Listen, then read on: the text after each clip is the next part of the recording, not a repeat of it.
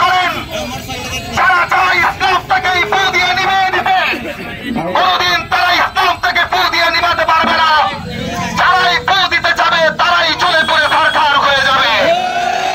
ইতিহাস সাক্ষী, ফেরাউন চেয়েছিল ইসলাম ধ্বংস করতে পারে নাই, নমরুদ চেয়েছিল ইসলাম ধ্বংস করতে পারে নাই, আবু জেহেল চেয়েছিল ইসলাম ধ্বংস করতে পারে নাই।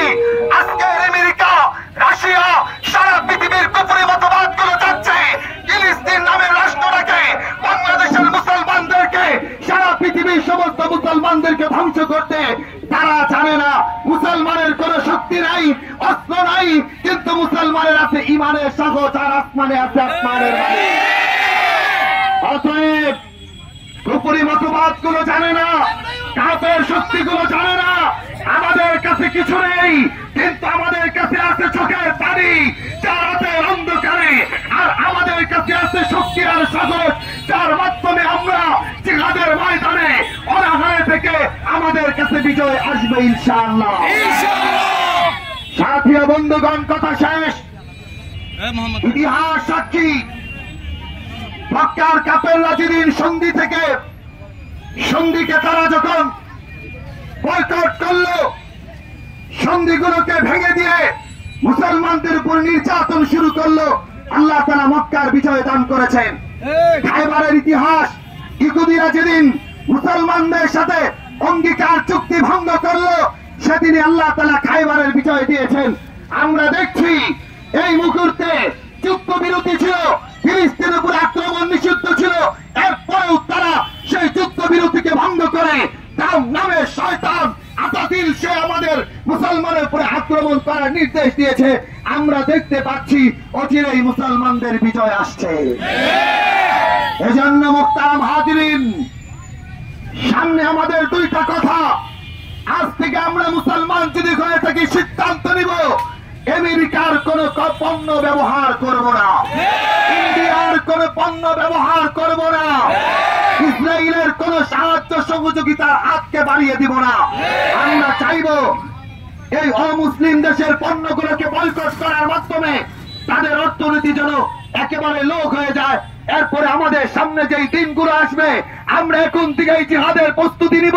যদি ফিলিস্তিনে যেতে হয়, যদি হিন্দুস্তানে যুদ্ধের জন্য যেতে হয়, যদি গাজওয়াতুল হিন্দের ডাক আসে, আমরা আমাদের জীবন বাজি রেখে, স্ত্রীকে বিধবা করে, সন্তানকে ইতিম করে আমরা জিহাদের ময়দানে শামিল হয়ে ইসলামের এই ভূমিকা আবার কত কত করে উড়াবো ইনশাআল্লাহ।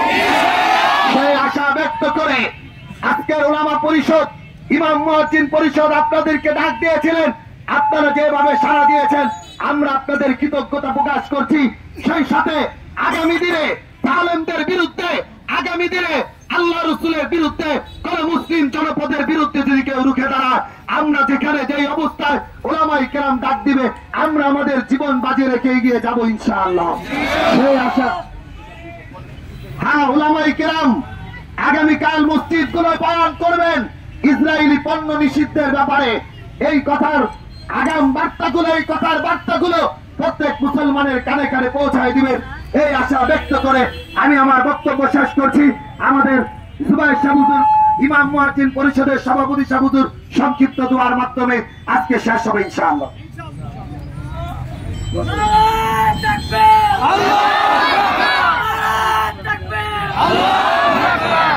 আলহামদুলিল্লাহি রাব্বিল আলামিন, আসসালাতু ওয়াসসালামু আলা আশরাফিল আমবিয়া ওয়াল মুরসালিন ওয়া আলা আলিহি ওয়া সাহবিহি আজমাইন। রব্বানা যালামনা আনফুসানা ওয়া ইল্লাম তাগফির লানা ওয়া তারহামনা লানাকুনান্না মিনাল খাসিরিন। আমিন। আল্লাহ, তুমি মেহেরবানি আমাদেরকে মদদ সাহায্য করো মাওলা। আল্লাহ, ফিলিস্তিনকে মুক্ত করে দাও মাওলা। ফিলিস্তিনকে স্বাধীন সার্বভৌম রাষ্ট্র কায়েম করে দাও মাওলা।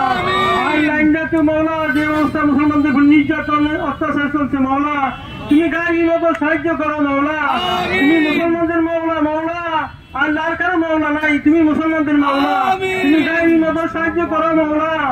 আল্লাহ, আমাদেরকে বিভিন্ন জায়গাতে, আল্লাহ যে সমস্ত জায়গাতে ইসলামের নির্যাতন, মুসলমানদের উপর নির্যাতন অত্যাচার হতেছে মাওলা, তুমি তো দেখতেছো মাওলা, তুমি তো দেখতেছো মাওলা, তুমি আমাদেরকে গায়ের মতো সাহায্য দান করো মাওলা।